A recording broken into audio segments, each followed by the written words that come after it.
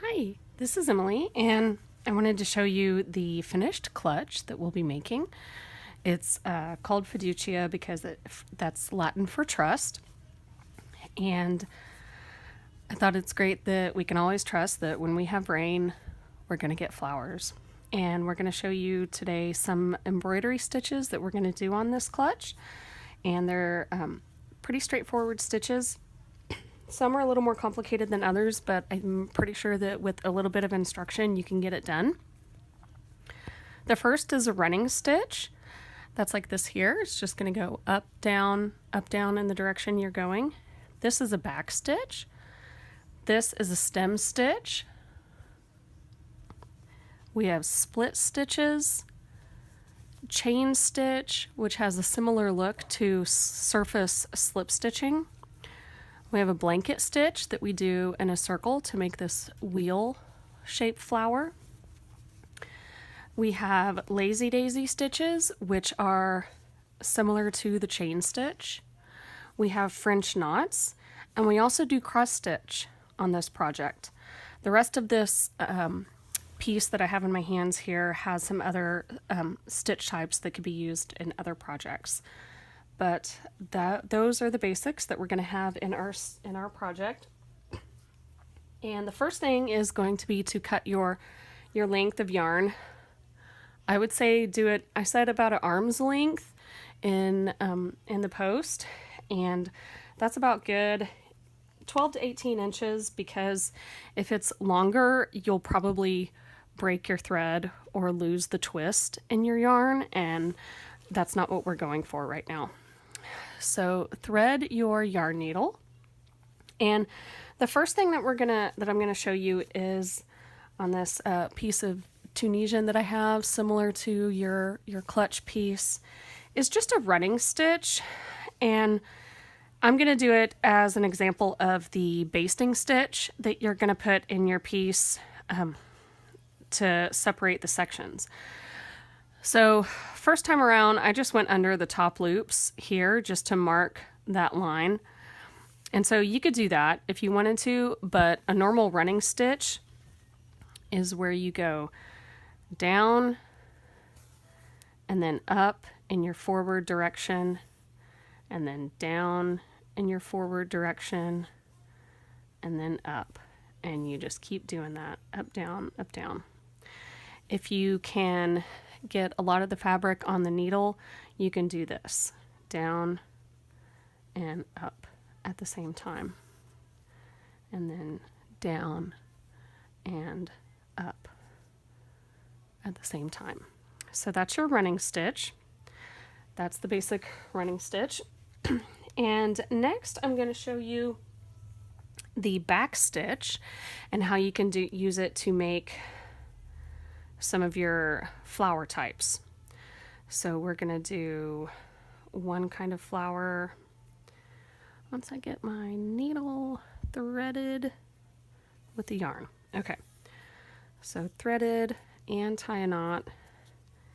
And your next stitch is the back stitch. The back stitch is because you come up in your forward position and then go back to where the direction you came from. That'll make sense in just a second. We're going to start with one stitch a little higher than where we want the bottom of our flower to be, and come down and put your needle in. Then the back stitch works because you come up forward to where you're wanting your line to go, and then come down back to your previous stitch and go in where the other stitch came out. So we'll do one more. And you can see I'm kind of going at an angle, and you come back to where your previous stitch came out. And that is how you can use backstitch. And you could use backstitch for all your flowers if you wanted to. It's totally okay. It's a real easy one, and it could work. You can even make some leaves that way. Just like that. Just making some straight stitches, and that's really what they are. They're just going in a certain direction. So there's that. Let's talk about straight stitch. We have some flower types that just have straight stitches, really long straight stitches, and you would just do that and put them kind of next to each other, just up and back down in the same spot. And when you do this, you're going to have to work it with your fingers sometimes to make sure that those stitches lie next to each other if they're going up and down in the same hole. So there's that one. And you could set a flower on top of that. The next one I want to show you really quick before we break to more complicated stitch types is the split stitch. A split stitch is called that because you are splitting the previous stitch. So you can see I'm knotting the ends of my pieces of yarn.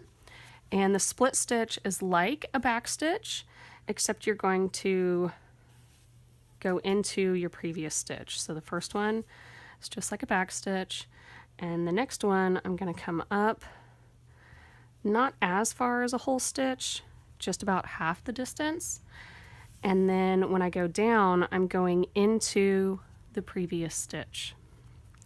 So you're just going to split your plies of yarn and go in there.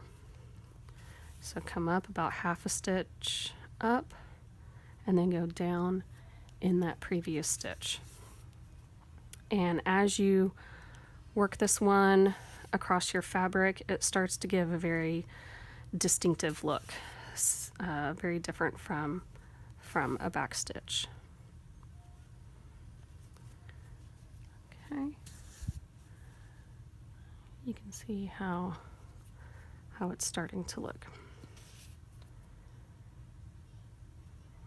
Okay, so those are running stitch right here, up, down, going across, the back stitch, going up forward and coming back to the previous stitch to go down, long straight stitches, and the split stitch where we go into the previous stitch.